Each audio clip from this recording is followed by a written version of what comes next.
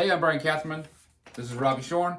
We are finishing the Healthy Tensions section of Worship Matters, Leading Others to Encounter the Greatness of God by Bob Kauflin. This section, Robbie, is event and everyday, and I think the church gets so confused in some of this, as is evident by how many different names we have for the room in which the church gathers for an event in which we worship. Why am I using all that weird language? Because that's what we're talking about. What is worship? What isn't it? He doesn't get into the room, but I want to open with that. I think it helps set the stage. Okay. What do we call the space where we worship here? We call it the Grand Hall of... No, I'm just kidding. We call it the Assembly Hall. What do most people in the church call it? Sanctuary. What else might they call it? What are the names we use Worship for these things? Center. Worship Center. Worship Gathering. Worship Center is pretty common today. Sanctuary is pretty common today. You could call it the auditorium. Yeah. An auditorium. It's weird in ours. If we call ours an auditorium, it's not very big. It's not very. And you think when I think of auditorium, I think sort of ranked, raised.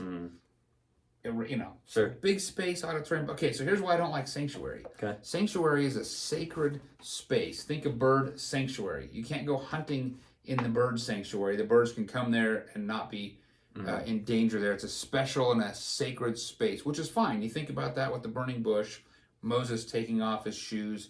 This is holy ground, right? And we go, oh, well, isn't that great? Don't we want that to be holy ground? We do. But everywhere we go, when we carry the burning bush, Holy Spirit, God incarnate, triune God in us, is holy ground. Everywhere we're encountering God, we should be thinking, we take off our shoes, this is holy space. So when we start to say that's the sanctuary, then everywhere else isn't. So is the lobby not the sanctuary? Yeah, we're making distinctions. Is the lobby not a place where we could have an encounter with God? Is the classrooms not a place? What if we go home and we have our prayer closet? Is that not a sanctuary? What about when I'm driving down the road and I'm praying and I'm listening to worship music and I'm listening to the read word of God what about when I'm counseling somebody and leading them to Christ? What about, there was nothing about a place where there was a flame out in the desert and the burning bush that made it seem more special or less special. So why would where we build our bricks and put our steeple suddenly create a sanctuary? You see the complexities of that word? It's very complex, right? Should it be a sanctuary? Yes. Should everywhere else we go also be a sanctuary? Absolutely. And I don't think it teaches people that concept when suddenly that becomes sacred space and everything else becomes secular space. Right. Yeah. We don't want to draw those distinctions. As ambassadors of Jesus, we are the space in which Jesus is going incarnate everywhere. Right. Okay, that's the sanctuary. Okay. Sorry, I'm on a roll now. That's good. Yeah, go for it. What about worship center? This is the space where we worship. This is the space where we worship, but what does that say about other spaces? That's not the space. We don't worship in the lobby. Or, we don't. Yeah. We don't worship at home. Well, maybe we do. We don't. It communicates that. So assembly hall, a lot of churches have a fellowship hall. This is where we fellowship and we gather. Right. This is an assembly hall where we assemble. Auditorium would have that same same thing. We're just not big enough for that. Maybe chapel maybe could be, but it has a different connotation. Here's the question though. I think what drives the worship center problem is what he does talk about in here. What is worship in the common Christian vernacular? What would you say? Oh, it's time for worship. What are people thinking? The musical portion of it. Oh, it's music. Yeah. Is there any other way we could worship? There's several ways. That's the tension, for right? Sure, yeah. Okay, let's go through sort of the tension. Yeah.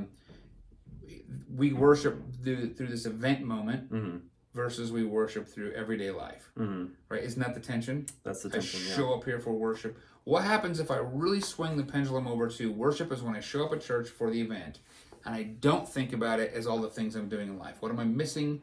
What's lacking? Where am I going wrong when that's my thinking? You're missing the aspect of Romans 12:1, where we're to live our lives as a living sacrifice, That's holy, pretty good. pleasing to the Lord. Constantly. It's not just when we gather with other saints, but everyday life. Right. We're missing that piece. 1 Corinthians 10, 31. Sure. Everything you do to the glory of God. Yes, yeah, right? yeah. Whatever verse that is, I think I got that right. Okay. So we miss the other aspects when we can glorify the Lord, worship the Lord. So if that's the case, what stuff is worship and what stuff isn't? Is evangelism worship? Hint, page 206, he talks about this tension. Yep, evangelism is worship. Yep. Serving others, is that an act of worship? It is.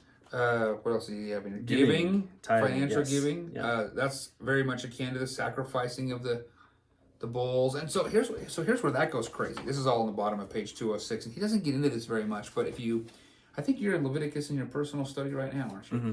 So one of the things, I remember preaching through Leviticus and studying through Leviticus, and we tend to think the sacrifices, we always think of like one of the offerings, the sin offering. Mm-hmm. There are tons of just Thanksgiving offerings Yeah. and this extra offering. Here's a meal, and so sometimes the sin offering, everything is burned up and there's no food to be concerned. But then there's an offering of Thanksgiving, and then this is shared in certain ways, and we get to celebrate what God is doing. And if you stop and think about it, if you're a farmer, or a rancher, Mm-hmm. goats and bulls and sheep have value. Right. A lot of value. Right. So you're taking this valuable thing and saying, for the Thanksgiving of the Lord, I'm going to slaughter the fattened calf. We're going to make an offering to the Lord. We're actually going to share in the meal together. And we're going to say, this is what God's done. Well, that's kind of what New Testament and Old Testament financial giving is. It's a way of giving back as an act of worship in Thanksgiving. Right. It's something not a of way value. Right. I don't have a cow laying around at my house that I can just bring in, but No. I do have a paycheck, you know? Right, exactly. Because a lot of what we live in this life has been liquidated to that form of trade instead of cows and sheep and chickens. And but that doesn't mean you can't give in that way. So years ago, there was a rancher who did attend a Redeeming Life, and he came to me one day and said, I'm getting ready to do the slaughter of the pigs, right? And it's all going to get turned into meat. It's all going to get sold. He said, they number them all. And there's a whole process and they weigh them, but he literally took whatever the marker is they write on them. Yeah. And he wrote God on one side of the pig, which he said confused the butchers, but that was to be given back. That was the first fruits. And he said, I'd like to give this to you and then the other pastor that I was working with. So here's the cut sheet. I'm like, what? I've never seen this. You get you guys get to figure this out, but this whole pork is going to your family. Whoa. And this other thing. So we got a whole pig, and they're huge pigs. Wow. And so like bacon, sausage, I want this much of this. This is how I want it butchered. And then me and the other pastor split it up. And at first I was like, that's weird. He said, no, I could sell that. I could take that money. I could put it in the church offering. But he said, I really want to do it like, this is my livelihood. I'm going to eat pig for myself. I'm going to sell pig to make money. I'm going to give you pig for you. And then he still, I'm sure, gave money to the church and tithe, but he just wanted to have that that practice. I thought, man, that's interesting. We just don't do that. No. But it really was meaningful to kind of see the process of all of that. And so with that, is that more or less biblical that he didn't give in a monetary fashion? I don't know. I mean, I think he still gave monetarily, and I think, honestly, I can't pay the electric bill with bacon. Right, no. But I think it was just his heart. And I think other people have done stuff like that in other ways to give to the church. Right. Hey, I do this service. I'd like to give it in this way. I'd like to take my time and clean or work on sprinklers, or hey, I'll design the website and I do that with the business. I don't know. I mean, I think the idea, though, is it's an act of worship to give. And so we want to... The Lord loves a cheerful giver. Right. Yeah. I mean, I went to a church one time and they had like a bajillion-dollar swing set playland. And the rest of the church didn't really match. I thought, well, that's weird. Then they also had these really fancy bathrooms with marble and fancy faucets. I finally asked about it. Yeah. I said, hey, what gives with the super fancy playland and what gives with this? Oh, we have a guy that does bathroom remodels, and he wanted to give that to the church. Wow. Like, interesting. Wow. Another person sold playland equipment and just here we are. And worked it out. I was like, okay, that's it. You don't think about that, but that it doesn't have to be that it's just a monetary giving. It doesn't have to be just your time. It doesn't. An act of worship in this healthy tension is everything we do to the glory of the Lord. And some of that stuff might not look like the typical stuff, right? Okay, so here's the question. It's event versus everyday. I asked you, what happens if we miss the everyday and we think worship is only at the event?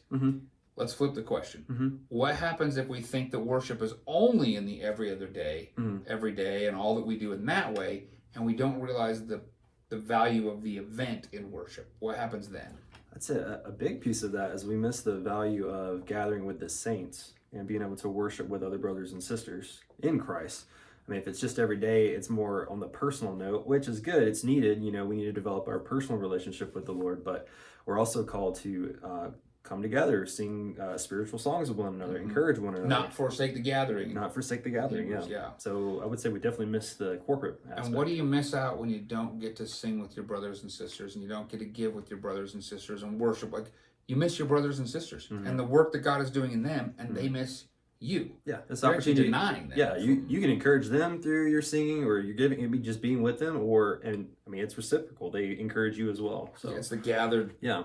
The gathered church, right? That's sort of the tension. Here's the thing you have on your own. Every aspect of life, everything you do, parenting your kids, cleaning your house, going to work and working hard and working ethically right and things. And then the flip side of that, gathering with the church, which you just mentioned, they miss that. Here's a 208. Here's kind of what happens when we miss that. We need encouragement and support. God receives greater glory. These are the headings of his sections he talks about. We receive teaching and care of God's pastoral shepherds. We are reminded that we've been drawn apart from the world and drawn together with God. And honestly, he doesn't really say this, but then in fact, that space does become this grand sanctuary place where all of the saints are gathered, and it's a little taste of when we would be gathered around the throne room and all worshiping every tribe, tongue. And now I say it's a little taste. I think we miss that sometimes. We think I got a big pot of soup. And when I take a taste, I have exactly all the same contents of the soup. But what it is it's like I get a taste of soup, but I'm missing out on about 100 better ingredients that we're going to get in heaven. So I'm tasting it on this side of... Right. So it's really not an accurate taste. Right. We haven't put all the good stuff in yet. Right. Or let's use ice cream. I got to taste ice cream. Oh, it was a plain vanilla, but when we get on this side, it'll have all the goodies we love in it, smashed in on a cold stone with big chunks of whatever. And every bite's going to be as consistent. Yeah. Just kidding. Yeah. Because there's no crying and tears and gnashing of teeth. Bubblegum ice cream, crying, tears, gnashing of teeth. Absolutely. Anyway. So I think that's the idea, though, is we get to experience that in the corporate sense. I like what he says, bottom of page 209 before the next heading there. He says, it forces us to rub shoulders, talking about gathering with the saints. It says, it forces us to rub shoulders with those who are unlike us, maybe those we don't even like, and recognize our need for mercy at the foot of the cross together. That we're all connected by Christ. Which that's what's happening right now. We have old people, young people, people in different socioeconomic statuses. We have some wealthy people, some less wealthy people. We have people who are well-educated, people who just maybe didn't even get through high school. We have Ukrainian refugees who don't even speak English. We have English folks here who probably don't speak English, or at least don't know grammar well. We have... Or speak Ukrainian. Right? I mean, there's such a broad... Even among all those different circles, there's just so much diversity. Right. But when we come together, we're reminded it is because of Christ that we get to be together, that we get to be friends. I wouldn't gather with any of these people in any other circles because it's just so diverse. Right. But Christ brings us together. What a joy. Right. Also, when you see those people that annoy you to no end, they drive you crazy, it should remind you, I'm also like them, and I need Christ just like they need Christ. Like, oh, this is so helpful. Yeah. Christ loves them, therefore he loves me. Okay, I should love this individual. So we're worshiping the Lord in our everyday activities, and we need to foster that, right? That needs to be. I think he has a line. Let me find it. He says something to the effect of, I want to read it right. Where was that? Okay, 209. Bottom of 209 on to 210. He's just as worthy of worship when our car breaks down as when we meet on Sunday morning. It's like recognizing all this aspect, that aspect. They both have different strengths and weaknesses. We need it both. It's a healthy tension. Right. So as worship leaders, leading in music, you recognize there's more worship in the whole service. There's worship happening before and after in the lobby and other services. And how do you like, okay, we got to equip the people to be worshiping throughout the week, which you do a pretty good job of saying, like, these are the songs that need to be echoing in your mind through the week. Here's ways to think about it. It's a tall order for, say, the worship team, the preacher, to try to see, I get 1 hour to try to help, an hour and 15 minutes to try to equip you for all the rest of the stuff you do through the week. So here's the thing, if you're not making an effort to have that individual, everyday, regular, ongoing worship, and you're only expecting you to get your bucket filled at the event, you're totally missing out. You're going to be empty. You're going to struggle with life. You're going to struggle to be close to God. At the same time, if you are really serious about the everyday worship, but then you don't come and give and support, you're missing out on a whole aspect of what God has for you to enjoy and celebrate with his bride, whom he died for, whom he loves. Right. So I think this is a really good chapter to wrap up the whole healthy tension. Before we change to, we're going into part 4, right relationships. Before we get there, any big takeaways for you in this healthy tension section? Just things that you go, man, tension is, I would say this, tension is good. Tension is good. Tension takes effort to think about it, but like in that framework, what good has really come out of this for you working through these healthy tensions? All of the tensions, or just thinking through it, like really what's really come out and you go, okay, this has been helpful. I'd say even just thinking through the aspect of, okay, what is a healthy tension? You know, I mean, we've covered a lot. A ton. Skilled and authentic for the church and unbelievers, rooted and relevant, and talking about tradition and being relevant to today's culture. Oh, just tons of different tensions. Lots of stuff. But yeah, just thinking through that, okay, it's okay to have differing views, but I guess really trying to find that unifying glue between the two tensions, whatever it is. And I don't want to just blanket it all, but I do like where he goes with this and that saying that it's really the gospel. The gospel is that unifying piece in it all. Whether we, these two tensions are preferences or whatever, we need to find that we need to be unified through the lens of the gospel. That's right. In the tension. Yeah. I think that it's really helpful to think through tension today in a world that everything is supposed to be monochromatic, black and white, this or that. Right. You think like me or you're against me. Right. That's the world we live in. And this actually says, you know what, there's a lot more nuance in God's kingdom. There's a lot more sense of this isn't all quite grounded in one or the other, but in fact, there's benefits, pros, cons, strengths, weaknesses. And I think we've talked through a lot of that, which has been, for me, really helpful just to think through. There's just a lot here, and offering grace to our brothers and sisters who might be a little more over on one side of the tension than we might be. Right. Oh, you don't think you found the middle? Well, yeah, maybe I haven't found the middle either. Exactly. When we're in that, offering that grace, I think will grow us. And then I think the encouragement too is to be challenged by the tension and grow in the tension. Yeah, be okay with the tension. Yeah. All right, we're heading into part 4 next time. Right relationships. Just a few more chapters to go. Yep. I hope this has been helpful. The book is Worship Matters: Leading Others to Encounter the Greatness of God by Bob Kauflin. Thanks for joining us in the journey.